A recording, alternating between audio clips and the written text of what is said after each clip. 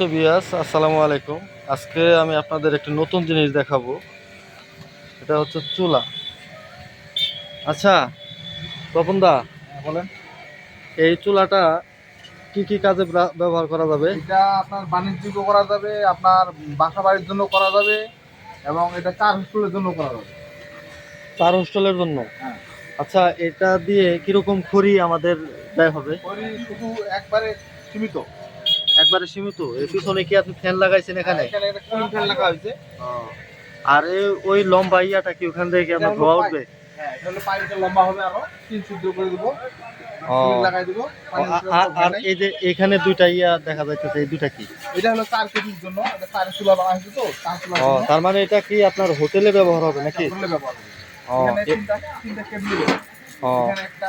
এটা কি আপনার সম্পূর্ণ কি নিজস্ব প্রযুক্তি নাকি না আপনি ইউটিউব থেকে দেখছেন? তার নিজস্ব প্রযুক্তি, আবার ইউটিউবেও কিছু অর্জন করা আছে।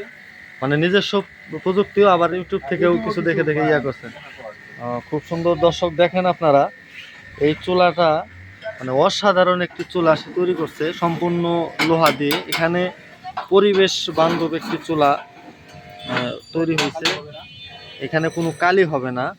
আর এই যে পিছনে একটা ফ্যান আছে আপনারা দেখতে পাচ্ছেন, এই ফ্যানটা দিয়ে এখানে মনে করেন যে হাওয়া যায় ওখানে আগুনের স্পিডটা একটু প্রখর হয় বা বৃদ্ধি পায়।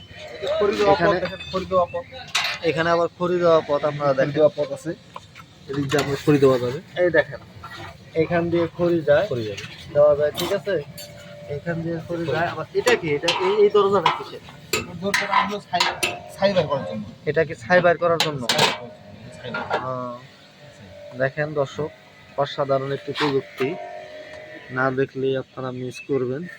আপনাদের যদি কারো লাগে তাহলে সরাসরি যোগাযোগ করতে পারেন আমাদের কালীগঞ্জের পাপড়ি স্যানিটারি, প্রয়োজনে শ্রী তপন কুমার রায়। আপনাদের যদি কারো লাগে আপনারা অবশ্যই যোগাযোগ করতে পারেন তপনদার সাথে। তো এটা কি আরো কাজ আছে না এটা কাজ শেষ? এখানে সিমেন্ট দিয়ে ঢালাই দিবেন নাকি? এটা আরো কি রং করবেন, নকশা করবেন? রং করলে রংটা থাকবে না, এটা হয়তো গ্রাডিং দিয়ে পরিষ্কার করে দিতে হবে।